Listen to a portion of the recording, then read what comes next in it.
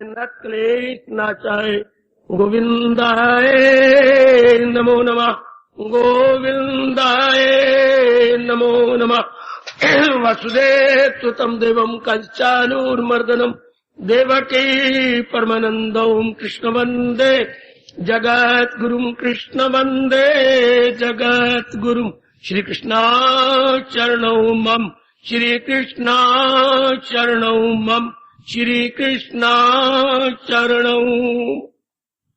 आओ भाग्यशाली कल्याणकामनी मेरी देवियों, बड़भागी गीता के पैरोकार मेरे सज्जनों, आओ अपने मन को कीजिए एकाग्र और जोड़ दो चल रहे इस आपके लिए अत्यंत कल्याणकारी प्रसंग में। प्रसंग आप लोगों ने चला रखा है हमारी पावन आरती। आरती में छिपे हुए हमारे सांस्कृतिक भाव, हमारे हिंदुत्व के भाव, उन दार्शनिक भावों को समझने की चेष्टा की जा रही है। हम लोग ले पा रहे थे धीरे धीरे करते एक एक शब्द की गहराई में यथामति यथाशक्ति जाने का प्रयास कर रहे गए। अब हम आरती को यहां तक ले आए, पार ब्रह्म परमेश्वर, पार ब्रह्म।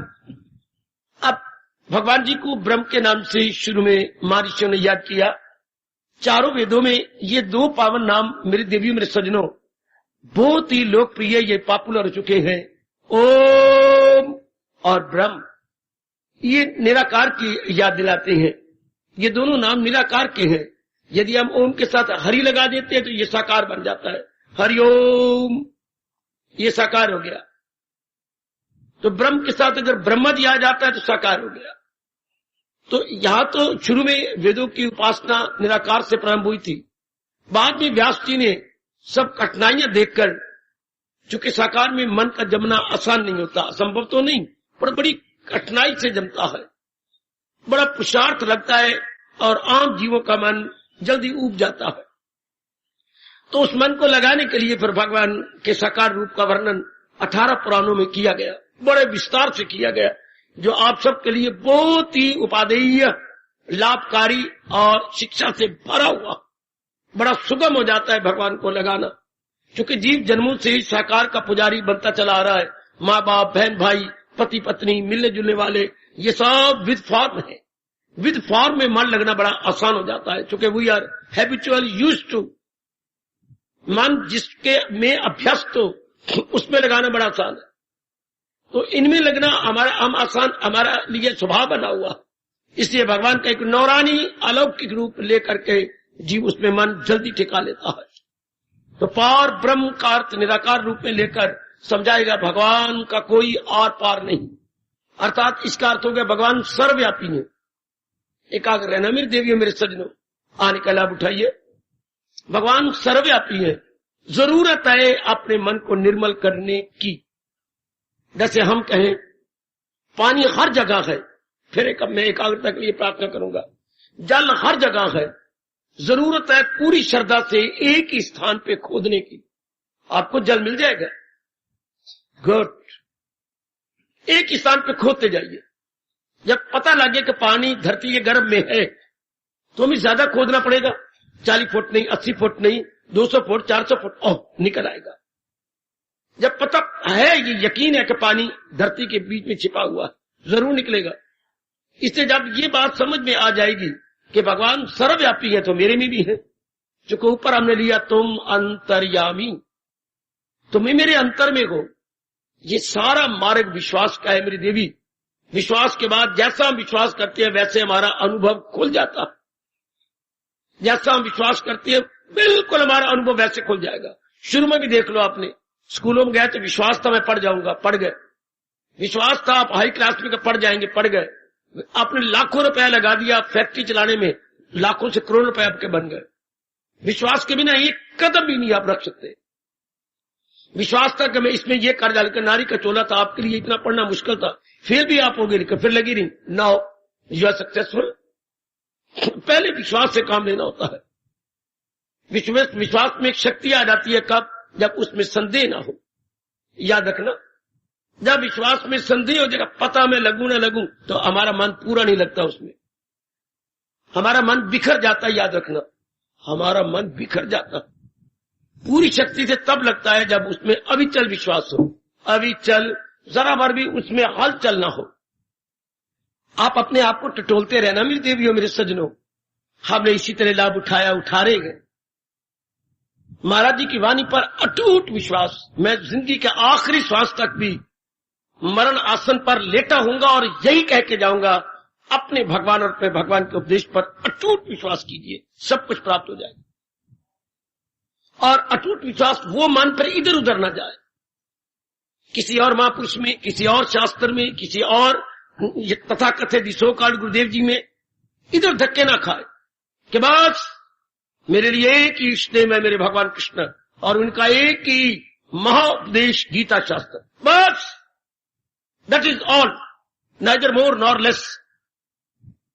आपका मन में बड़ी भारी शक्ति जाएगी। आप आजमा के देखो, जो मैं बोलता हूं जरूर आजमाइए और भरी जनता में मुझे टोकिए कि मैंने बकवास की है या कि सच्चाई से काम लिया। इससे बढ़ के मैं क्या कहूं आपसे। आप अटूट विश्वास कीजिए मेरे इष्ट देव पर और उनके उपदेश पर, इष्ट देव पर, उनके उपदेश पर, और बनाइए जीवन। फिर देखिए आपका आंतरिक जीवन कितना सुंदर बन जाता है। पहले विश्वास, फिर अनुभव। वाह, विश्वास से आपने सब कुछ प्राप्त किया है। यूनिवर्सिटी में हजारों रुपया खर्च होता है, पर बाप ने जाके प्रिंसिपल से ये नहीं लिखवाया लिख के दो कि मेरा बेटा पास जाएगा। किस प्रिंसिपल ने लिख के दिया और किस पेरेंट्स ने जाके ये तलब किया। मेहनत करेगा, पास हो जाएगा। विश्वास, इस तरह हम अपने भगवान में विश्वास करें, अटूट विश्वास के। सैकड़ों का कल्याण हुआ, मेरा भी हो जाएगा। जबकि प्रभु अपने श्रीमुख से कह रहे हैं श्रद्धावान लभते ज्ञानम, तो मेरा भी जरूर कल्याण हो जाएगा। और फिर अपने मन को देखिए कि जरा भर भी संशय ना हो भगवान के प्रति और भगवान के फरमान के प्रति। ये दो तो ऐसे विश्वास करने योग्य हैं कि जैसे मानो आंखों से देख लिया हो। आंखों से देखने के बाद फिर विश्वास नहीं होता, फिर तो हमारा अपना अनुभव हो जाता है। ऐसे हमारे महापुरुष ने विश्वास, श्रद्धा उसी को कहती है कि पूरा यकीन कर दो, बस मैंने ऐसे करना है, मैंने इस तरह अपने आप को बना लेना, इन्हीं के द्वारा, भगवान और भगवान के उपदेश के द्वारा मेरा कल्याण हो ही जाएगा। No suspicion, no objection, no wavering. वाह, देखिए कितनी जल्दी आपकी आंतरिक अवस्था बनती है, कितनी जल्दी आप अपनी शानदार अवस्था बना लेंगे, सिर्फ इतने भाव उत्पन्न हो जाए तो। वरना आगे भगवान कहते हैं संशय आत्मा विनश्यति, जिसके मन में संशय रह जाता है वो अपने नाश के समान आप पैदा करता है। हाय, संशय आत्मा विनश्यति। जो होती है, जो संशयालु होता है वो अपना आप ही नाश करता। जो संशय करने वाला है और जो विश्वास करने वाला है वो कमाल कर जाता है, क्योंकि उसका मन इधर उधर नहीं जाता, उसका मन डावाडोल नहीं होता। और वेरी गुड है, इस बात को पकड़ लेना। जिसका मन अटूट विश्वास करके उसका मन जम गया, बिल्कुल जम गया। जब आपने गर्म दूध के अंदर जामन डाल दिया है तो क्या रात को देखते रहोगे दूध जमा के नहीं, दूध जमा के नहीं, वो ना दूध रहेगा ना दही बनेगी। आपको पूरा विश्वास है कि मैंने जामन डाल दिया, सवेरे वाकई दूध नहीं रहेगा, दही के चक्के दिखाई देंगे। हाँ, इतना ही मेरे गुरुदेव जी ने मुझे समझाया था कि जीव भगवान की का उपदेश अपने अंदर डाल ले और समझे कि मैंने अपने गर्मा गर्म अंतःकरण में जामन डाल दिया। अब ये जमे बिना रहेगा नहीं, अपना रंग दिखाएगा, अवश्य में दिखाएगा। हम अपने में बाधा बन जाती हैं खुद ही जब विश्वास नहीं करते। पता नहीं मेरा कल्याण होगा कि नहीं, पता नहीं मैं तरूंगी कि नहीं, इस तरह में पता नहीं तरना है, बस फिर आपकी शक्ति क्या हो गई, बिखर गई। जैसे मानो रात को बार बार देखते रहना दूध जमे के नहीं, दूध जमे के नहीं, बार बार देखते रहना। तो जैसे दूध को हिलाते रहेंगे तो जमेगा ही नहीं। दूध तो तब जमता है जामन डालने के पश्चात जब उसे हिलाया न जाए कम से कम 3.5-4 घंटे। तो मन को भी हिलाया न जाए संशय में, बस मुझे उच्च कोटि के भगवान जी मिले और भगवान का उपदेश मिला, मुझे आप इनके अनुसार अपनी बुद्धि, अपने मन को बना लेना, इनके अनुसार अपने आप को ढाल लेना है, बेड़ा पार। और भगवान तो सर्वव्यापी है ही, पार ब्रह्म, लेकिन हमारे अंतर्यामी है। जब वो सर्वव्यापी है तो फिर हमारे अंदर कौन, वही। यहाँ कौन है, वहां। तत्र कौन है, वहां। सर्वत्र कौन है, अत्र तत्र सर्वत्र, हियर देयर एवरीवेयर। वही एक परमात्मा की जात जो सर्वव्यापी है। इस बात को खोल लो। फिर कहीं भी धक्के खाने की जरूरत नहीं, सिर्फ गोता मारने की जरूरत है। बहुत टाइम मेरे हिंदू वेस्ट कर रही है। मैं तीर्थों पे जाऊं, मैं गुरुदेव के पास जाऊं, मैं फलाई जगह जाऊं और परमात्मा की कसम अपना काफी टाइम बर्बाद कर रहे हैं। जब परमात्मा सर्वव्यापी है और बात समझ ली है, अब अपना लो। गो विदन, गोता मार मेरे बच्चे अंदर। ये मेरी भगवान मुझे प्रेरणा दे रहे कि मैं आपको बताऊं, अपना समय बचाओ। फिर जी धक्के घर में से मन लगता नहीं, मन लगाना होता है अपने अंदर, धक्के खाने लग जाते तीर्थों पर। अब तीर्थों में वो ताकत ही नहीं। अगर तीर्थों में ताकत होती, वहां पर जितने बैठे हुए हैं कितने महात्मा होते, कितने भगत होते, लेकिन हम इसके उलट देखते हैं वहां, बिल्कुल उलट। वो ताकत का देखो, मैं कितनी जुर्रत करके आपको कह रहा हूं, वो धर्म स्थानों में शक्ति कहां रही? प्रत्यक्ष देखो जरा अपनी इन्हीं नेकडाई से वो शक्ति खींची गई है। तीर्थों में जाओ और देवियों के पास जाओ, धक्के खा के आ जाएंगे। और उल्टा संसार छोड़ के जाना चाहिए। हम संसार की वासना कामना लेके वहां जाते हैं, उल्टा नर्क लेके जाते हैं। जैसे मैं कई बार टोकता हूं, सत्संग सुनने आया, मेरे दीदा ब्याह हो जाएगा, आज मैं पास हो जाऊंगा, बहुत मेरे मन के से मानो मुक्का मारा हो मेरी छाती के ऊपर किसी ने, कि थोड़ी देर के लिए भी ये गंदा और दुखदायी संसार नहीं छोड़ा जाता। भी हम भगवान की वाणी के लिए आए, बिल्कुल भी। अमेरिका की विधवा हो गई है, इस तरह दूसरा ब्याह कर लूंगी, बड़े क्या मन कितना धोखा देता। इतनी दूर दूर से चक्कर काटेंगे, किसी भगवान के प्यारे की शक्ति को किस तरह जाय किया जा रहा। ये नहीं कि मैं रो के कहूं मेरा कल्याण हो जाए, बस इतना मुझे आशीर्वाद दे दो कि मेरा मन लग जाए भगवान में। ये मांगने वाला कोई बस इन्हीं गंदी मंदी बातों में रह जाएंगे। यही तीर्थों पर आपका हाल हो जाता है। तो जो हमारे पास भगवान ने बख्शा है, उससे आप वंचित रह जाते हैं। ये उसी तरह बेवकूफी है किसी भगवान के भक्त के पास जाकर ये मांगना संसार की कोई कमी या ये वो। जैसे समुद्र के पास मुश्किल से जाए और 4-5 घुग्गू उठा के ले आए, शंख उठा के ले आए, वहां से अगर करोड़ों रुपए का मोती ले लेते तो बात बन जाती। हम यही मांग के आते हैं, शंख घुग्गू। किसी भगवान के प्यारे के बाद जिस पर आपको है यकीन, तो उससे रब को मांगो, उससे हीरा मांगो, न कि गंदी और दुखदाई दुनिया जिसके बारे में रब ने कहा है अनित्यम असुखम, तुझे दुख की दुनिया आई फानी मिली। भगवान तो खुद कहते इससे निकल, इसे अपना दामन बचा। प्रभु आपको बार बार कह रहे हैं आप कल्याण कामी को, देवियों इस जन्म में तो सियानी बन जाओ, ना कहीं धक्के खाने जाओ, ना किसी तीर्थ पे जाओ, ना किसी धर्म स्थान पे जाओ। हमारे जैसों से शीघ्र समझ लो, उसके बाद कमाई करनी शुरू कर दो। सिर्फ थोड़ी समझने की जरूरत है कि मैंने अपना कल्याण करना है। बहुत अच्छे कल्याण कैसे होगा? जो मन उलझा पड़ा संसार में निकाल लो। कैसे निकालूं? संसार की असलियत को जानकर कि संसार अनित्य पदार्थ है, दुखदाई है, और जो मन की मांग है सदा रहने वाला आनंद केवल भगवान से मिलता है, कल्याण केवल भगवान से मिलता है, आवागमन से छुट्टी केवल भगवान दे सकती है और कोई नहीं दे सकता। ये बात जान ली, आप इसकी कमाई करें। वाह, देखना मैं कहीं भी नहीं आता जाता, आप खुद देखना कितनी जल्दी आपका कल्याण होता है। मैं आपकी झोली में डाल रहा हूं, आप इन शब्दों की कदर कर लो कि मैं समझ लूं और फिर अपने अंदर ही गोता मारूं, ना कहीं इर्द धक्के खाओ। मेरे गुरुदेव की बस जा रही है, मेरे गुरुदेव की फलानी जगह बस जा रही है, मेरे वो उधर जा रही है, वो विवेकानंद क्यों जो बना है स्मारक, मैंने वहां जाना है। ये परमात्मा की कसम टाइम बर्बाद। विवेकानंद के स्मारक में जो घंटों आपने बर्बाद करनी है, विवेकानंद ने कहा क्या है वो जान लो। उठो, जागो, ज्ञान लेकर तलीन हो जाओ। वो नहीं अपनाना, जाके तीर्थ देखेंगे, समुद्र लांघेंगे, फिर उनकी यादगार बनी वहां प्रणाम करेंगे, फिर क्या फायदा? ये करके आ जाओगे, कुछ भी ना खटिया। अगर विवेकानंद का तप न ले आए तो उनका तप क्या? उनका उपदेश समझो ना, बुद्धू न बनवा।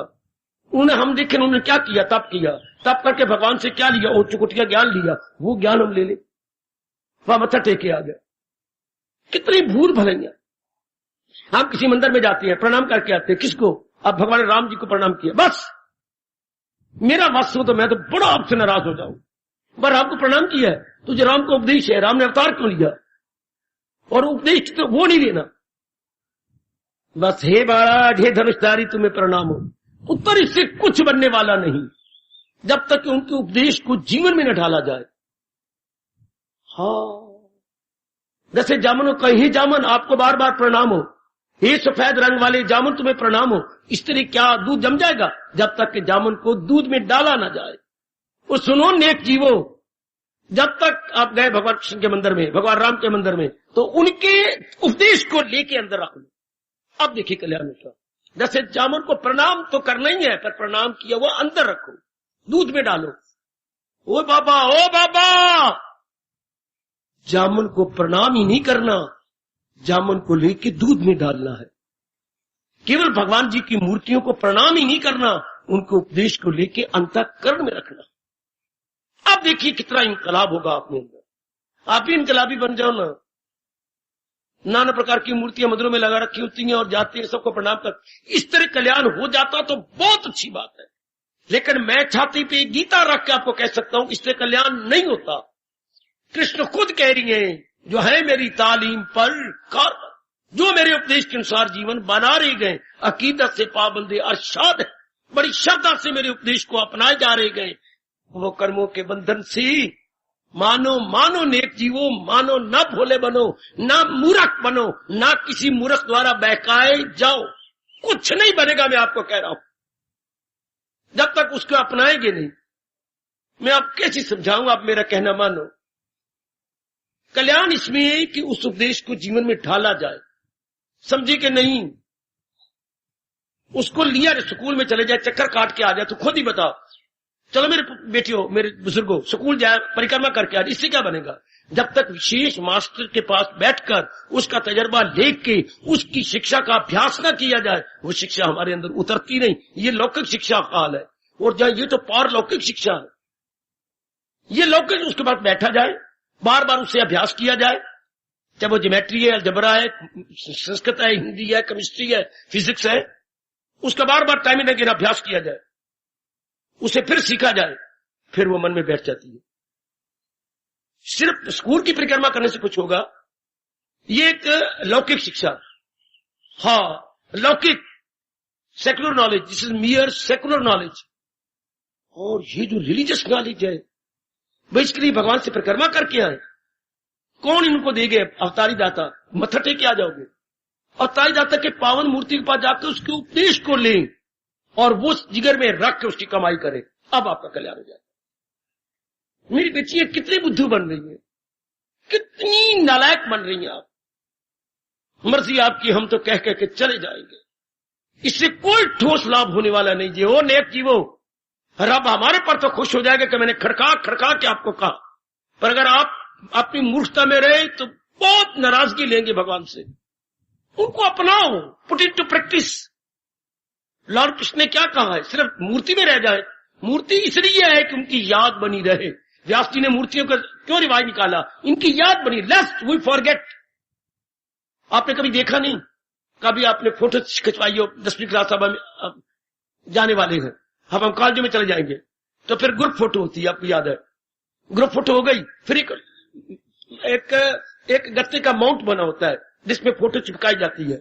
माउंट के नाम छपे होते हैं, नंबर 1 पर गोपाल जी बैठे हैं, नंबर 1 पर सोन बैठे, नंबर 1 पर ये, नंबर 2, नंबर 3, इस तरह सारों के नाम लिखे होते हैं। पहली, first row, second row, third row, सारों के नाम आ गए। लेकिन ऊपर एक हेडिंग होता है। स्कूल का नाम तो होता ही, एक हेडिंग सेमी सर्कल में होता है। मैं याद दिलाता हूं, लेस्ट वी फॉरगेट। मुझे अभी तक याद आ रहा है, 1945 में ग्रुप फोटो की मैट्रिक की हुई थी। लेस्ट वी फॉरगेट। बेटी, बाबा क्या मतलब हुआ? ये आपने फोटो क्यों खिंचाई? ग्रुप फोटो हमने क्यों खिंचाई? ऐसा ना हो कि आगे चल के हम अपने इस प्यार को भूल जाए। लेस्ट, ऐसा ना हो वी, हम फॉरगेट, अपने इस प्रेम को भूल जाए। लेस्ट वी फॉरगेट। वो आपकी कसम, भगवान की कसम, गीता की कसम, व्यास की कसम, हिंदुस्तान के कण कण की कसम, पावन मूर्तियां इसलिए बनी है। Lest we forget, lest we forget, lest we forget. ऐसा न हो कि हम इनके उपदेश को भूल जाए। ऐसा न हो कि नालायक माया हमारे पे पर्दे डाल के हमें अपने इष्ट देव से भी वंचित रख। मूर्ति तो बनाई गई है इसलिए हम सिर्फ उपदेश की तरफ ध्यान ही नहीं देते। उठ मेरे यार, उठ उठ मेरी नन्ही मुन्नी बेटी, उठ और उठा।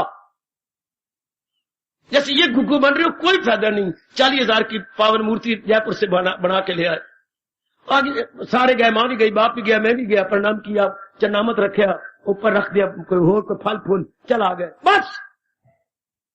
वो इन्होंने कहा क्या गए, इनकी मूर्ति लगाने का मतलब क्या, हम भूल ना जाए क्या, ये पत्थर, ये आंखें, ये हाथ नहीं भगवान, तो भगवान का मतलब ये शक्ल नहीं, भगवान की अकल।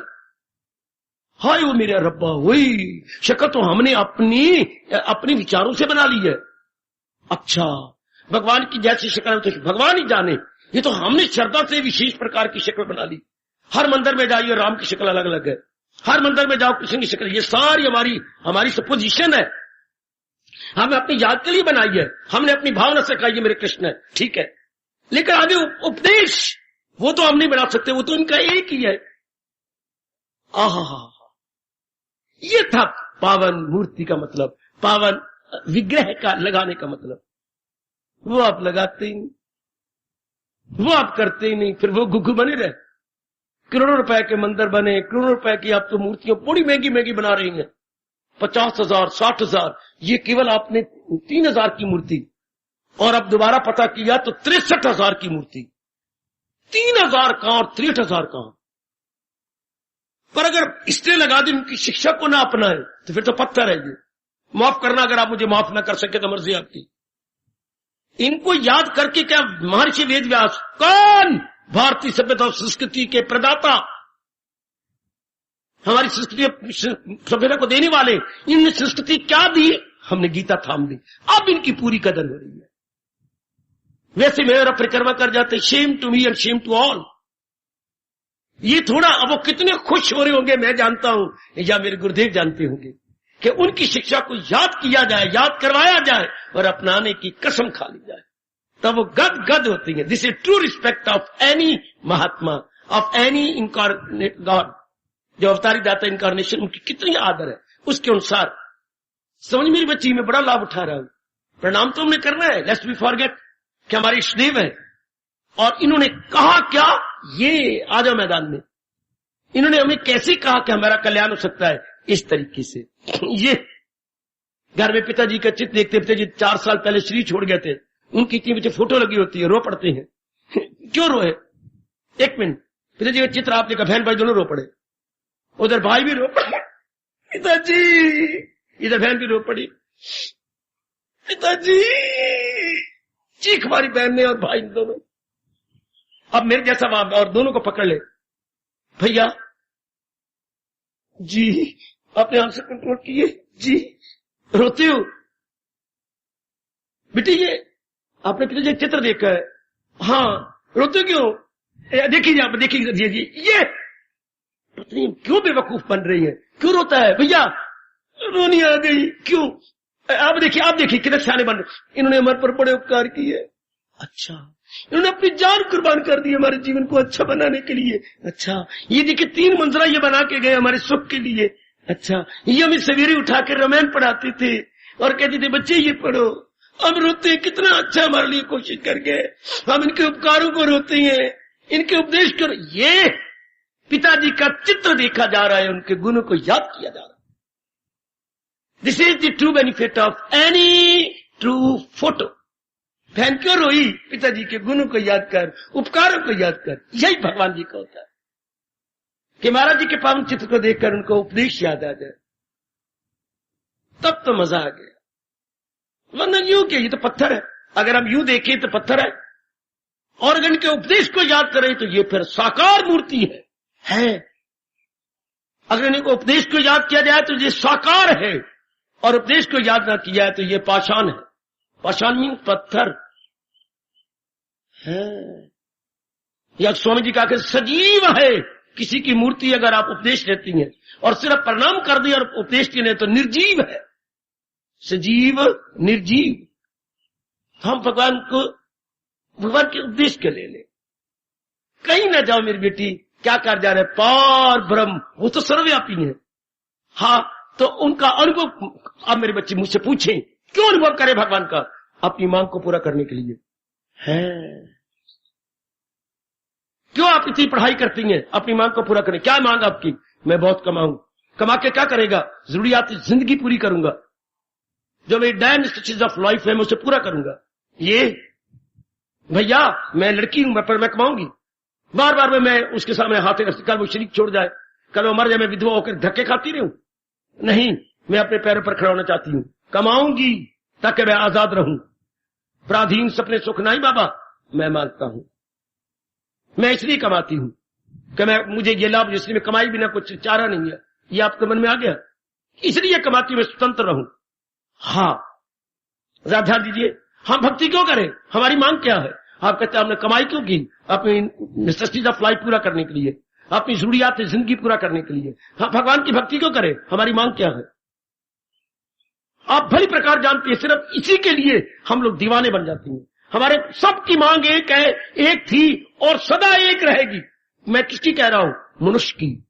मनुष्य जामा में जो नर नारी आए हैं, दरिंदों के नहीं, परिंदों के नहीं, चिरिंदों के नहीं। उनके तीन ही मांगे, खाना पीना भोगना। भगवान उनको तीन ही दे रहे हैं, ईटिंग, ड्रिंकिंग, मैटिंग। बस चौथी की बात मुझे बता दो। 84 लाख योनियों में 83 लाख योनियों की मांग खाना पीना, अपने जैसे बच्चे पैदा कर देना, बस उनको पालना पूलना, मर जाना। हर कबूतर को देख रहे हो, हर चिड़ी को देख रहे हो, हर कुत्ते को देख रहे हो, हर गैया को देख रहे हो, हर भैंस को देख रहे हो, जिधर भी नजर मारो है। हर लाली को देख लो, जिधर भी आप नजर मारे है। खाना पीना, अपने जैसे बच्चे पैदा करके बड़ा करना, मर जाना। इधर भी इंसान को भगवान ने विशेष बुद्धि दी है। या तो ये विशेष बुद्धि भगवान ना ही देता, हमारी कुछ और मांग है। क्या? ऐसी खुशी जो कभी दुख में न बदले। बस ये हर एक की यही मांग है। Permanent happiness, permanent peace of mind, permanent peace of mind. हम सबकी मांग, मैं हूं या आप, माताएं हैं या बेटियां, मेरा छोटा सा बच्चा है या बालिक, हाँ शिशु है, बालिक है, और आगे किशोर है, युवक है, प्रौढ़ावस्था वाला है या वृद्ध है या मरण उन्मुख है। सारी यही चाहती है जीवन के 4 दिन आराम से काटे जाए। पर अफसोस की बात है, ये कोई नहीं सोचता आराम से कैसे कटे। भगवान के बिना आराम मिलना ही नहीं, क्योंकि भगवान एक ऐसी जात है जो आनंद का घर है और एक समान रहती है। दुनिया के प्राणी पदार्थ हर समय बदलते रहती हैं, इसलिए इनसे वो खुशी नहीं मिल सकती जो गमी में न बदले। अर्थात हमें परमानेंट हैप्पीनेस, परमानेंट ब्लिस संसारी पदार्थों से मिल सकती, वो केवल भगवान की मनापली। मैं और आप भगवान की भक्ति करेंगे, जहान की नहीं। या कोई भी थोड़ा सा विचारशील होगा, कोई भी मेरी विचारशीला देवी होगी, भगत तो हर एक है। क्या वो संसार की भक्ति कर रही है? संसार के प्राणी पदार्थों के लिए दिन रात दे रही है। जो अपना अधिक समय जिसके लिए दे वो उसी का डिवोटी कहलाता, उसी का पुजारी है। ये हमारे कहा गया, अधिकतम समय जिसके लिए आप देते हैं उसके आप भगत है। तो संसार में 2 प्रकार के भक्त हो गए, भगवान के भगत, जहान के भगत। जो जहान के लिए अधिकतम समय देती है वो रुलेंगे, क्योंकि उनको ऐसी शांति मिल नहीं सकती। जो भगवान के लिए देती है वो शांति प्राप्त करके अपना लोक परलोक बना लेती है, क्योंकि उनसे वो मिल जाती है, क्योंकि वो परमानेंट जात है। तो हमारी मांग तो फिर यही की हुई कि हम permanent peace of mind attain करें। कहां से? भगवान से, क्योंकि वो खुद परमानेंट है, संसार की चीज सब टेम्परेरी है। तो आप फिर सवाल उठेगा, भगवान को कैसे अनुभव करें? वो तो सर्वव्यापी है, निराकार है। गुड। अब ये दूसरा सवाल उठेगा। पहले तो हम यहां तक आए कि क्यों भगवान की भक्ति करें, क्यों भगवान की आरती उतारे, क्यों भगवान की गीता पढ़े? अपनी मांग को पूरा करने के लिए। जैसे आपने कहा क्यों पढ़े? कमाने के लिए। क्यों कमाएं? अपनी जरूरियात जिंदगी को पूरा करने के लिए। जहां तक के स्थूल शरीर का ताल्लुक है या हमारे ग्रॉस बॉडी का ताल्लुक है, तो हम कमाएंगे, मोटा कपड़ा, मोटा रियायत, मोटे खाना पीना, अब मकान मकून आदि बन जाएगा। हाँ, पढ़ाई से हमें ये चीजें मिल जाएंगी। क्या? कपड़ा, बिल्कुल, धन और भोजन और मकान, यह वो कमाई दे देगी। लेकिन what about your mind, what about your thoughts, what about your peace of mind? वो ये चीजें नहीं दे सकती। चाहे हम एक एयर कंडीशन रूम में बैठे तो भी रोते रहेंगे अंदर। कई कारणों से हम अंदर रो रहे होंगे। एयर कंडीशन रूम, अंदर ठंडक है, शानदार, और ठंडक में भी आप अपने में गर्माइश बनाए हुए। कितनी हैरानगी की बात, ठंडक वाले एयर कंडीशन रूम में बैठ के छाती को गर्म बनाना, आंसू गरम गरम आंसू बहाना। What is strange and what is mysterious. Air condition room में रहकर मन को नहीं ठंडा बना सकते। हजारों रुपए लगा के होटल में गया रहने के लिए शिमला, लेकिन मन बेचैन है, मन बेकरार है। वहां से टेलीफोन आता है, बाबा मेरा मन बहुत दुखी है। कहां से बोल रहे हो? मैं वही मनोरी बोल रहा हूं, शिमले से। सवाल में इसे डूब मरने की बात है मेरे पुत्र। क्यों बाबा? शिमले गए थे तुम गर्मी से बचने के लिए, और अब तुम्हारा मन कितना गर्म है, कितनी बेचैनी है। लख लानत, इससे अंबाला लाख दर्जा अच्छा था। कम से कम 2 महीने तो मन को शांत रखो। नहीं बाबा शांत नहीं होता, कम बैक।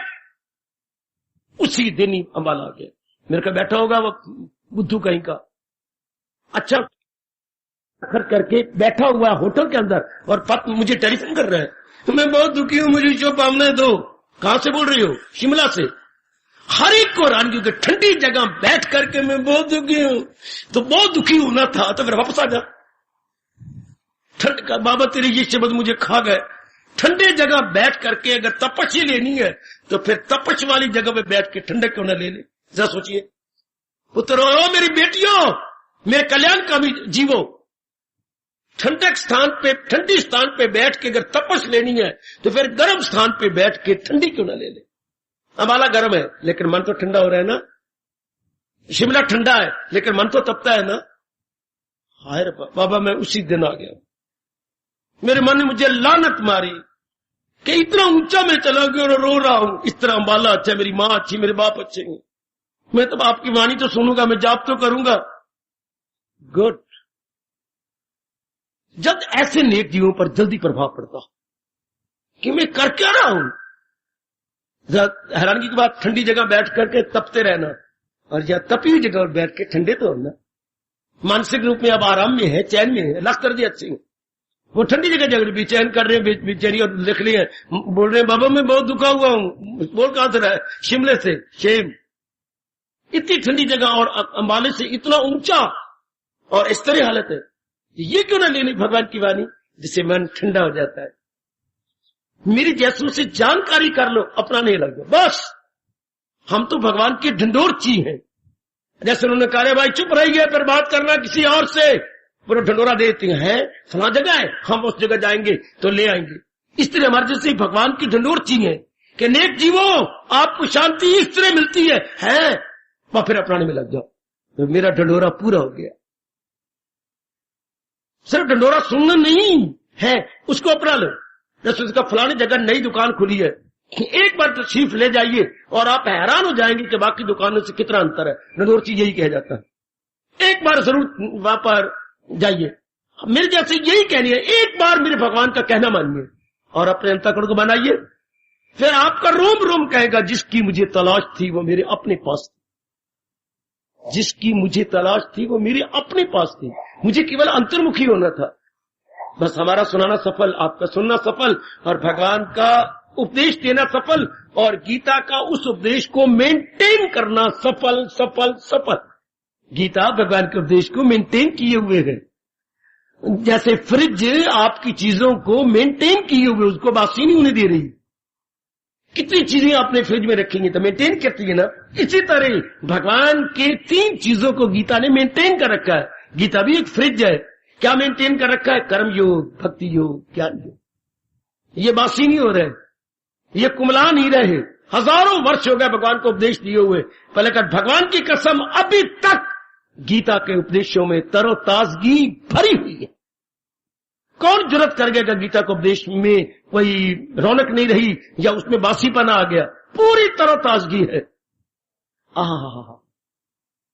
जरूरत है समझने की और जरूरत है उसे अपने जीवन में ढाल लेने। ढाल लो, ये तो मिट्टी का पुतला है, आज भी गया कल भी गया।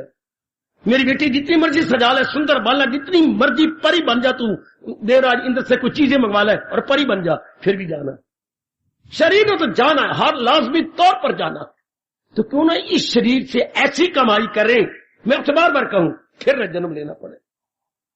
जैसे मास्टर जी कहा करते थे, भगवान उनका भला करे। मास्टर जी कहा करते, भाई आए हो ना यहां पर, इतनी पढ़ाई कर लो कि फिर ना आओ।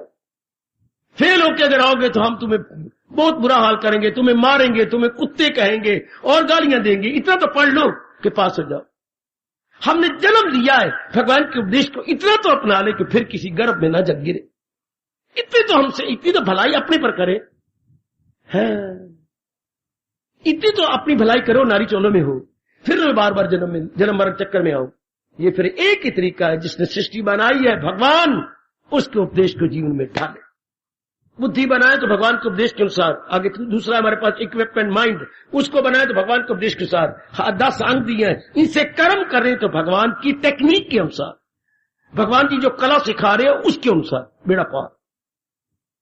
इतनी गीता आपको बताती है। भगवान का उपदेश है शांति से जियो, लेकिन महाराज जी के उपदेश को लेकर के शांति से जियो, प्रभु के उपदेश को लेकर के। ये जरा मुझे समझ नहीं आती, मैंने कभी अब नहीं रोता, पहले बड़ी रोना आता था।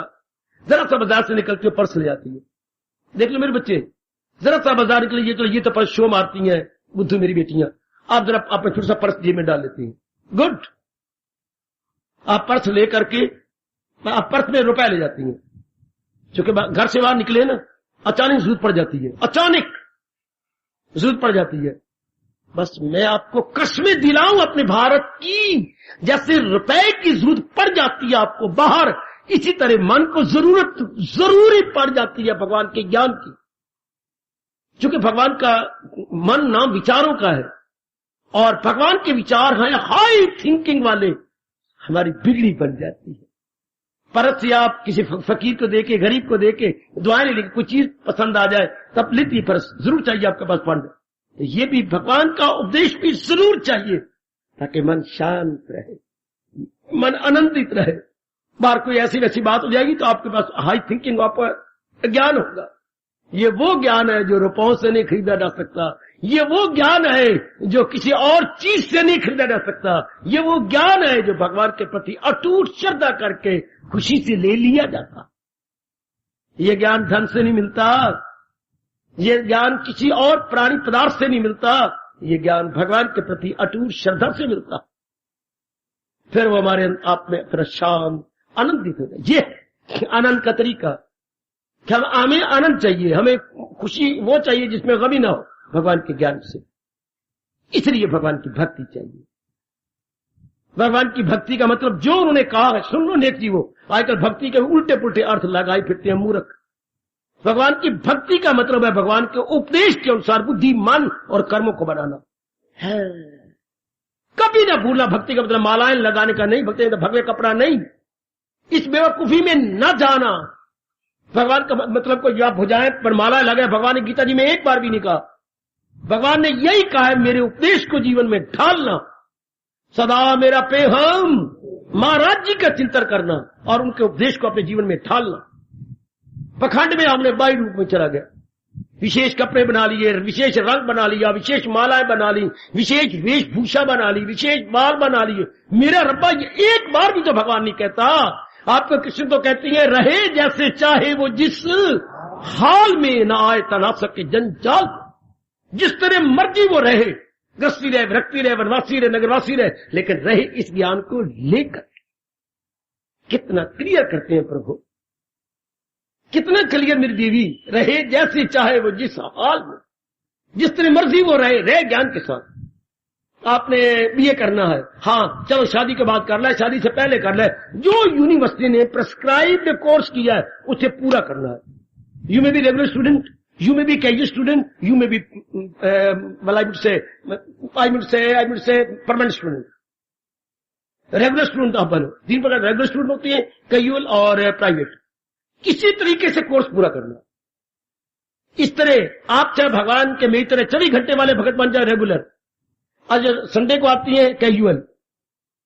मेरे बच्चे जो कैजुअल है, हाँ, और जो रोज आ रहे हैं लगे हुए, वो हो गया प्राइवेट, गृहस्थी में निभानी है, हाँ, और वो भी करे प्राइवेट स्टूडेंट हो गया। तो हमने करना क्या, भगवान के उपदेश को जो प्रेस्क्राइब कोर्स है अपनाना, whether regular, whether casual, whether private. हमारा कोर्स एक ही है, क्या अकीदत से पाबंदी अरशाद। मेरे उपदेश को अपने जीवन में ढाले हुए है, बेड़ा पार हो गया। बस वो मन उसमें उस रंग में बन जाता है, बुद्धि का वो राधा बन जाता है, तन द्वारा इतनी नोबल एक्टिविटीज हो जाती हैं, छुट्टी, जी तलीन हो गया। असल बात तो समझ लो। इसलिए भगवान की ओर जाना आजकल के बच्चों, मेरी पढ़ी लिखी देवियों, अनिवार्य है, क्योंकि उससे शांति, आराम, चैन या peace of mind, permanent peace of mind हम अटेन कर लेते हैं। वरना क्या है, भटकन, बेचैनी, जगह इतने पढ़े लिखे, इतना धन हमारे पल्ले है, इतनी शानदार बिल्डिंग है, नई आपके पास मॉडल की कार है, सारी चीजें न्यू, पत्नी भी पढ़ी लिखी कमाती है, पति देवी है, सारा कुछ है, लेकिन शर्म की बात नहीं। मेरे लिए आंखें ऊपर उठाई जाती, मैं हिंदुस्तान का भगवान का मॉडर्न भगत हूँ, वक्त का भगत हूँ। बड़ी हैरानगी के बाद मेरे देश को क्या हो गया, पढ़े लिखे, इतनी इज्जत वाले, इतने कारों में घूमते हैं, इतने ये टेंशन डूब मरने वाली बातें हैं। बैंक बैलेंस इतना आपका है, इतनी आपकी तनख्वाह है, आप अपने मुंह से कहती हैं मैं 6,036 रुपया कमाता हूँ, और तुम कहती 4,500 मैं कमाती हूँ। 11,000 तो ये रुपया हो गया, 11,000 रुपया लेकर के। नहीं बाबा, हमने अपना एक मंजिल किराए पर भी दे रखा है 22 रुपया हमारा किराया आता है, इतना रुपया लेके इवन देन श्रीमान श्रीमती कहती हैं हम टेंशन में हैं बाबा, कोई है आपके पास इलाज?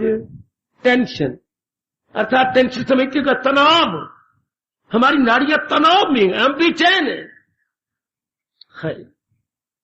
देख लीजिए मेरी बेटी, इतना कुछ लेने के बाद भी हम टेंशन में।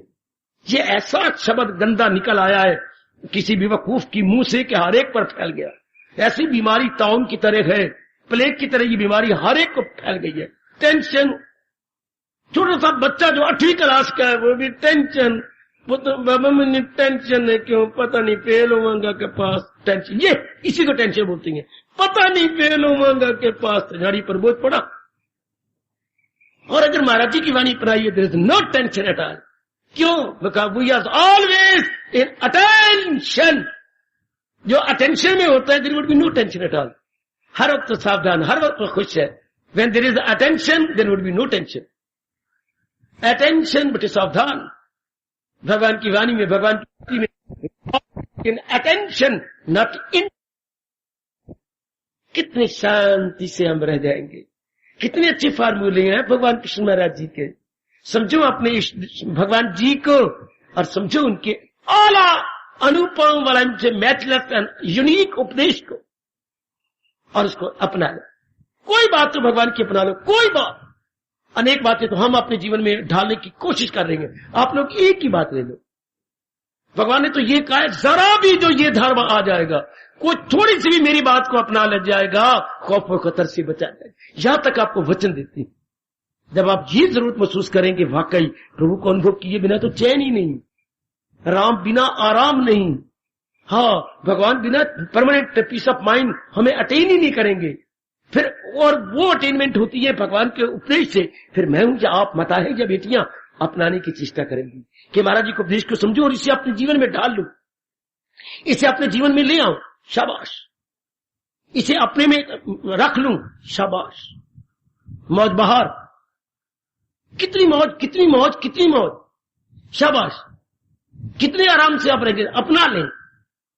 केवल गीता जी घर में रख ली, इससे क्या फायदा? रामायण हमें करते थे, रामायण घर में नहीं होते। आजकल ये बना हुआ है कि वो शमशान के समान है, जिसे घर में रामायण नहीं, गीता नहीं। मैं बड़ा हैरान होता हूँ, मूर्खों ने ऐसी बातें तो बना दी है, ठीक है, वो ऐसे समान है। नहीं मेरी बेटी, ऐसे नहीं। इससे क्या जिसके घर में रामायण वो शमशान के समान है? गलत किसी बेवकूफ ने कहा। जब तक कि इसकी वाणी को अपनाया ना जाए, रामायण और आधी चौपाई भी अपनाई जाए, बस मौज बहार। गीता जी इस आधे श्लोक को भी जीवन में ढाला हुआ, वरना बात वो बनती है जिसकी पत्नी रोए पड़ी थी पति के सामने। मेरे सामने एक ऐसा केस आया, मैं आपको सुनाऊं क्या? पति दोनों आया, आशीर्वाद दिया, तो अब श्रीमान कहती मुझे एक बात कहने दो इनको सामने।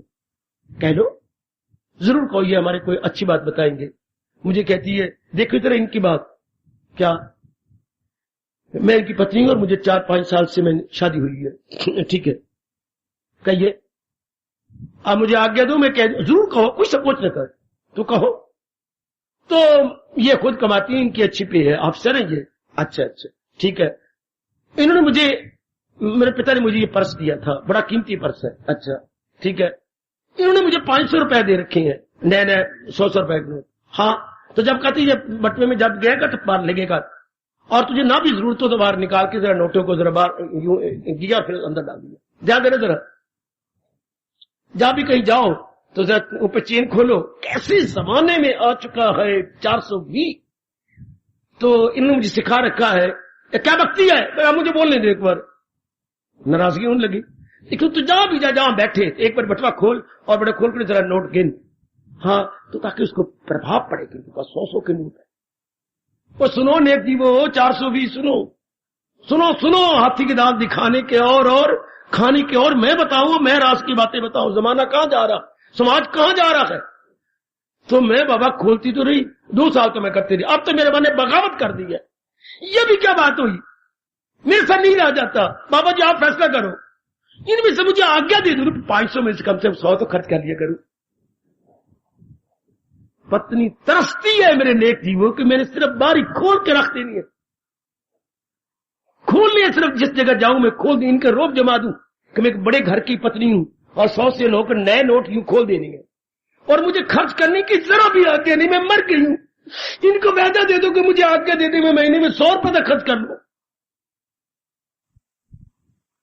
हैं बाबा मुझे क्षमा करना, मेरी भूल थी। काका ये क्या कर रखा है, आग लगे उस रुपए को जो सिर्फ नोट में रह जाए और उसको हम कंज्यूम ना करें। Money is for consumption, not for holding. Hold होता बच्चे इकट्ठे करना, not for holding but consumption. ये तो कंज्यूम करने के लिए होती है, तुम कहते हो होल्ड करते जाओ। नहीं बाबा, फौरन बोला, नाम निकलने वाला था उसका, फौरन उसका नाम दिया, नहीं मेरे तरफ से पूरी आ गया है, आज की बात तो इसमें से 200 रुपया खर्च कर लिया कर, फिर हर महीने में तुझे 200 100 के नोट और दे दिया करूं। बड़ी मेहरबानी, ये तो हो गया ना, मैं उसमें से कोई खर्च तो करूं, यूं निकाल दिया करूं। ओ नेक जीवो, ओ नेक मेरी देवियों, यू वाणी पढ़ देना, यू गीता पढ़ देना और उसको खर्च ना करना। आप अपने पास देख लो कितना जुल्म करेंगे आप अपने साथ। मैं उसको चौंक गया, रो पड़ा, मेरी छाती गर्म थी कि ये तो मेरे गुरु बन के आए, मुझे उपदेश देने आए कि सिर्फ वाणी को डिस्प्ले करना है, ग्रंथ साहब को डिस्प्ले करना, गीता जी को डिस्प्ले करना और अपनी रामायण को डिस्प्ले करना and putting it to practice nil. Whether we are consuming in practice, no, हम डिस्प्ले करते हैं। मैं पाठी हूं, मैं सुखमनी साहब पढ़ रहा हूं, चलते फिरते सैर करते पढ़ते जाएंगे, यानी ये क्या 100 का नोट दिखाते जाएंगे। मुझे पाठ आता है, 12वां अध्याय पढ़ते जाएंगे। भगवान बोले जो जो मन से करे दूर सब गाय जा रहे, जिसका दिल रूह से मत भैया उसी पर्द को गाय मुलकल बने अर्जुनवाच। वो फिटे मुंह तेरा, बोली जा विशक, बोली जा। इससे क्या होगा, 100 के नोट डिस्प्ले किए जा रहे हैं। अब अपने मन से प्रश्न करो, ये मैं खर्च भी कर चुका हूं, इसको अपने जीवन में ढाला भी है कि नहीं। अब शांति आपके पास मेरे भगवान इनाम के तौर पर देंगे अगर आप उनकी वाणी खर्च करें, आप उनकी वाणी को अपनाएं। वरना उस मूर्ख पति की तरह जिस जगह जा उस जगह नैग नोट कट के ना निकाल के ना यूं कर दिया कर। आखिर में क्या हुआ, यहां जबर से काम चलता, आगे जबर आके आप पिट उठी ना आप कि ये भी क्या हो गया, निकाल के 100 नोट यूं कर दे, देखो खर्च करने मुझे आगे कोई नहीं। भट पे हो गया ना जेड़ा कन्ना नू फाड़े, भट पे हो नोट जेड़ी उंगलियां ने पपोटा नू घिसाए, वो भट पे अग में पड़न वो नोट जो उंगलियां ने पपोटे घिसा दे और खर्च कुछ भी नहीं करना। मैं पपोटे घिसा दूं पर 1 के 2 ते 3 ते 4 ते 5 बस, और मैंने उसको खर्च नहीं करना। शाने बने हम सब के सब महाराज जी की वाणी को घिसाएं। और इसके लिए कहा क्या गया है, सरस्वती के भंडार की बड़ी अपूर्व बात, इसकी बड़ी विलक्षण बात है, जो जो खर्चे त्यों तो बड़े, बिन खर्चे घट जात। इसको जितना हम कंज्यूम करेंगे उतनी वाणी बढ़ेगी, रब और दे देगा, और जितना हम कंजूस बनेंगे उतना हम अज्ञानी बन जाएंगे। अगर इस वाणी के अनुसार अपने जीवन को गुजारना जाएगा तो हमारी बुद्धि पर आवरण आ जाते हैं। आओ हम सियाने बने, ओ मेरी मैया, ओ मेरी नेक बेटी, आओ हम सारे रल मिल करके सियाने बने, अपने महाराज जी के उपदेश को कंज्यूम करें, कि अपने हजूर के उपदेश को अपने जीवन में उतारे, अपने जीवन में ढाले। जब भगवान जी से ही मुझे परमानेंट हैप्पीनेस मिली है। Now there is a very important next question, how to attain, how to realise. अपने में इस स्टेट को रियलाइज कैसे करूं। अब वो आरती बता रही है, तुम क्या, तुम अंतर्यामी, तुम सर्वव्यापी हो, पार ब्रह्म, तुम पार ब्रह्म, तुम पार ब्रह्म हो, तुम बेटे पार ब्रह्म हो। और आकाश सर्व अंतर्यामी, तुम अंतर्यामी, तुम पार का अर्थ होता है आर पार जिसका नाम था सर्वव्यापी हो। तुम प्रभु मेरे सर्वव्यापी हो, ये आरती में उतारा जा रहा है। पार ब्रह्म परमेश्वर तुम सबके स्वामी। पार ब्रह्म का अर्थ लगाइए जो सर्वव्यापी हो, जिसका आर पार कोई ना हो, जिसका कोई बेकिनार, जिसका कोई किनारा ना हो, जिसकी कोई सीमा ना हो, ससीम ना हो, असीम, अनकंडीशनड है, लिमिटलेस। अर्थात भगवान को सर्वव्यापी कहा जा रहा है। सर्वव्यापी तो फिर यहां भी है, यहां भी है तो मेरे अंतर में भी है, तो मैं उस परमात्मा को अपने अंतर में अनुभव करूं। शाबाश शाबाश शाबाश शाबाश। जब ये कहा जाता है क्या कि जितने भी डाकघर हैं या डाकखाने हैं वो सब सेंट्रल गवर्नमेंट से कनेक्टेड है। सेंट्रल गवर्नमेंट अब केंद्रीय सरकार की है, हमारी ये अपने प्रादेशिक सरकार की नहीं बेटे, प्रादेशिक होगी अपने ये हरियाणा, ये हमारी सेंट्रल गवर्नमेंट के साथ कंसर्न है। हाँ, तो आपने बम्बे नहीं, कलकत्ते नहीं, कहीं रुपया भेजना हो, हाँ, तो आपके घर के थोड़ी देर बाद जो डाकखाना गीता नगरी में सामने डाकखाना गीता नगरी का, हाँ, जमा करवाया। लेकिन आपने लिखा है मद्रास, तो मद्रास जगत को सेंट्रल गवर्नमेंट का ये कनेक्टेड है डाकखाना, डाकघर, तो आपका रुपया मद्रास में पहुंच जाएंगे जो एड्रेस दिया। हाँ, आप यही जमा करवाओ, यही जमा करवाओ, रुपया पहुंचेगा मद्रास, क्योंकि सेंट्रल गवर्नमेंट से तो अलग है। आए आए ओ मेरे दाता, ओ मेरे इष्टदेव, ओ मेरे कृष्ण, ये बात सबको बिठा दे, सबको बिठा दे, सब में बिठा दे, सब में बिठा दे। डाकघर कहीं भी हो वो गवर्नमेंट के साथ कनेक्टेड है। परमात्मा सर्वव्यापी कहीं भी हो हमारी आत्मा में कनेक्टेड है, हमारे अपने में कनेक्टेड है, हमारी में कनेक्टेड है। परमात्मा का ये बात बैठ जाए। डाकघर कहीं भी हो connected with central government, Parman सर्वव्यापी नो डाउट, लेकिन आत्मा में कनेक्टेड है। तो जैसे मैंने रुपया मद्रास भेजना, मद्रास जाऊंगा नहीं, अपने नजदीक के डाकघर में जमा करा दूंगा तो मद्रास पहुंच जाएगा। अपने नजदीक में मैं गोता मार के अपने परमात्मा का अनुभव कर, pick up pick up pick up as early as possible, ले ले इस पॉइंट के बच्चे। जैसे मुझे रुपया जमा कराना है तो अपने नजदीक के डाकघर जाना पड़ेगा, तो मैं जब किसी जगह वेलिंगटन रुपया भेजना, वेलिंगटन पहुंच जाएगा, क्योंकि ये डाकघर कनेक्टेड है हमारे अपने केंद्रीय सरकार के साथ। हाँ, हमारा अंतःकरण कनेक्टेड है सर्वव्यापी भगवान के साथ। सुनो नेक जीवो, नेक नेक नेक कल्याण कामी देवी हो, ये सुनो, इस बात को गौर से सुन लो। मैं झल्ला दीवाना और पागल होकर बोल रहा हूं। जैसे ये डाकघर कनेक्टेड है सेंट्रल गवर्नमेंट के साथ जो सारे भारत में छाई हुई है, इससे सर्वव्यापी भगवान के साथ हमारी आत्मा connected. We must go within, अनुभव कर लेंगे और सदा रहने वाली शांति you will attain surely and certainly undoubtedly. लो मेरा सुनाना सफल, आपका सुनना सफल।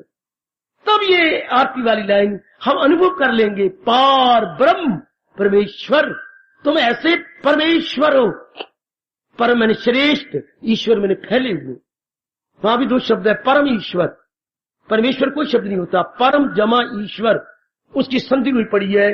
परम जमा ईश्वर के ए बन गया, मां का ए परमेश्वर, जैसे नर जमा इंद्र नरेंद्र, धर्म जमा इंद्र धर्मेंद्र, इस तरह परम जमा ईश्वर परमेश्वर। हर बमेरा हर बमेरा, पार ब्रह्म परमेश्वर, तुम सर्वव्यापी परमेश्वर हो, इसलिए सबके स्वामी, तुम सबके मालिक हो। स्वामी, तुम सबके मालिक हो, सबके स्वामी हो। स्वामी का अर्थ समझाओ, शायद आपको स्वामी का यथार्थ अर्थ नहीं आता। स्वामी को हम अगर अंग्रेजी में बोलेंगे तो owner, you are the proprietor, और उर्दू में बोलेंगे तो मालिक हो, पर नहीं, हमारे ऋषियों ने स्वामी का अर्थ कुछ और लगाया है। शायद ये आपने किसी से ना सुना हो, मेरी से सुनो, मैं रिसर्च करने वाला हूं ना, अपने धर्म की रिसर्च कर रहा हूं। स्वामी का अर्थ लो, स्वामी का अर्थ क्या होता है? किसी को आता है तो मुझे बता दो, अगर कहीं पढ़ा तो मेरा मन बड़ा खुश होगा। स्वामी की यथार्थ अर्थ क्या है? जब पति कहते ये मेरे स्वामी है, तो पति के लिए भी कह सकती हो मेरी देवी ये मेरे स्वामी है। हाँ, और भगत अपने भगवान के लिए कह सकता है ये मेरे स्वामी है। सुनो, स्वामी किसको कहते हैं? जिस पे मेरा आपका या जो स्वामी कह रहा उसका पूर्ण अधिकार हो। पूर्ण अधिकार, बाबा पूर्ण क्या होता है? बौद्धिक रूप से, मानसिक रूप से, शारीरिक रूप से। जिसके ऊपर हमारा पूरा अधिकार हो। पति का पत्नी पे पत्नी का पति पे होता है, भगत का भगवान पे होता है। बौद्धिक रूप से अधिकार, मानसिक रूप से अधिकार और शारीरिक रूप से अधिकार। अब आप कह सकते हो तुम मेरे स्वामी हो। क्या मैंने पूरा रूपेण अपने आप को आपके समर्पित कर रखा, अब मेरा पूरा अधिकार है आप पर, बौद्धिक मानसिक शारीरिक रूप से। या भगवान कहती हैं अब तेरा पूरा अधिकार है। ऐसों के लिए भगवान ने गीता में कहा है कभी मैं उसे छोड़ सकता नहीं। तो वो स्वामी होते हैं, हमारे स्वामी, जिसने पूर्ण रूपेण डेडिकेट कर दिया, holy and solely dedicated to almighty, he is worthy to be called स्वामी। हाँ, तब आप कह सकते हो मेरे स्वामी है। आप कह सकते हो कि पूर्ण रूपेण तो उसकी बन चुकी है, पूर्ण रूपेण। मंगनी के टाइम नहीं, शादी के बाद। मंगनी टाइम भले ही तो उसके साथ घूमती हो, और तो उचित नहीं है घूमना मंगनी टाइम, पर अगर मंगनी हो चुकी है फिर भी घूम रही है, स्वामी ना कहना। क्यों? मैन ये slip between the cup and lip, पता नहीं कब छूट जाए, पता नहीं कब तक दिल टूट जाए। शादी के बाद कह सकती हो आप मेरे स्वामी, अर्थात अब मैं पूर्ण रूपेण आपकी हो चुकी हूं, बेटे पूर्ण रूपेण आपकी। तब आप कहेंगे, उससे पहले नहीं, कभी नहीं कहना चाहिए कि आप मेरे स्वामी हैं। गलत। फिर औरत, मैं हाथ जोड़ के कहूंगा, अगर कुंवारी अवस्था में किसी को कह देती है स्वामी, आप आधी अपवित्र हो गई है। आपको शास्त्रकार कहते हैं कि औरत आधी अपवित्र। अगर कुंवारी अवस्था में आपने उसे कह दिया स्वामी, शादी के बाद अगर भगत पहले कहता है स्वामी और पूर्ण रूपेण बना नहीं, तो उसको पखंडी कहा जाता है। औरत को अपवित्र कहा जाता है और भगत को पखंडी। क्या? मन वचन से तो बना नहीं, और मां पुत्र कहते हैं तुम मेरे स्वामी। उनका कहना तो मानता नहीं, उनके अनुसार चल नहीं रहा, तो स्वामी किस बलबूते? हाय, ध्यान देना, मैं डिस्टिंग्विश कर रहा हूं। इनको कुंवारी अवस्था में कभी नहीं कहना चाहिए किसी को स्वामी, और आपको जब तक पूर्ण रूपेण बन ना जाए आप उनके स्वामी नहीं कहना चाहिए। मां बाप तो कह सकती हो, लेकिन स्वामी कहने का हक वही रखता है जो अपने आप को सौंप चुका। क्लियर मैं करता हूं, आगे मर्जी आपकी। अगर आप अपने आप को सौंप चुकी हैं तो हम कहेंगे तुम पार ब्रह्म परमेश्वर, आप मेरे पार ब्रह्म परमेश्वर है, क्या तुम्हारा कोई और छोर नहीं, और मेरे स्वामी हो, मैं आपका दास हूं। और दास कौन होता है? जो कभी इनकार ना करे, वो दास है। जो हमेशा डीटो है, डीटो, जो हमेशा डीटो करता है, यस मैन को दास कहते हैं। यस मैन, उन्होंने कहा नहीं, जी हाँ सरकार, मैं तो आप मेरे सर्वस्व है, आप कहिए मैं हाजिर, मैं तो आप ही का हूं। हाय, मुझे आप पे नाज है। लो देखो क्या आपस में बात चलती है। भगत कहता है मुझे आप पे नाज है, आपको मेरे पर फख्र है।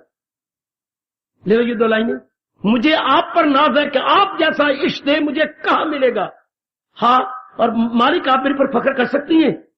यदि मैं पूर्ण रूपेण आपका दास हूं तो आपको मेरे पर फख्र होना चाहिए।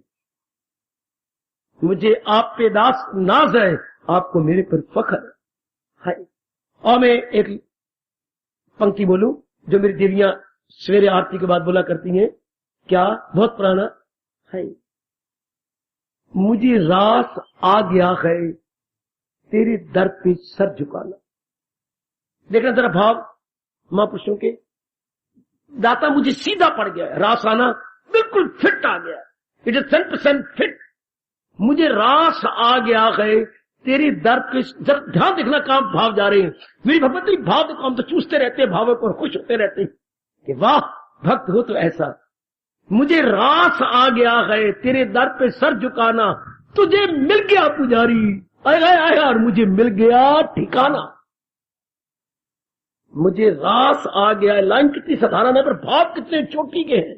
मुझे रास आ गया है तेरे दर पे सर झुकाना, तुझे मिल गया पुजारी और मुझे मिल गया ठिकाना। मुझे अपना सच्चा ठिकाना मिल गया जिससे मैं जिंदगी काट लूंगा, और तुझे एक दास मिल गया, आज्ञा मानने वाला, जीवन में उतारने वाला एक दास मिल गया। मुझे रास आ गया है तेरे दर पे सर झुकाना, तुझे मिल गया पुजारी, मुझे मिल गया ठिकाना। मुझे अपनी शांति का ठिकाना मिल गया। तुम पार ब्रह्म परमेश्वर, वो मेरे मालिक, आप सर्वव्यापी हैं, सबके स्वामी हैं, यथार्थ रूप में आप ही सबके मालिक हैं। हाँ, और अंतर्यामी है, आपको अंतर रूप में ही अनुभव किया जा सकता है। जरा देखना, ताकि ये भाव हमारे अंदर बैठे रहे कि भक्ति मेरे लिए अनिवार्य है और मैं अंतर्मुखी होकर अनुभव कर सकता हूँ, धक्के खा के नहीं। इस तीर्थ पे जाऊं, उस तीर्थ पे जाऊं, उस तीर्थ पे जाऊं। तीर्थ नाम भी व्यास जी ने तीर्थ नाम क्यों रखा? तार देता है जीव को जो सा तीर्थ। लो अब लगा लो अर्थ ये, तीर्थ बना है तारने से, तारयति इति तीर्थ। हाय, तार देता है जीव को, तीर से बना तीर्थ, तारने से बना। आजकल तो वो बात ही नहीं।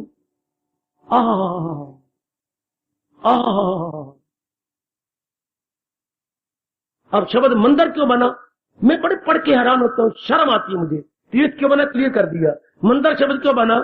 जीव आत्मा को जो अंदर कर दे वो मंदिर। हार्दिक धन्यवाद, हार्दिक आशीर्वाद।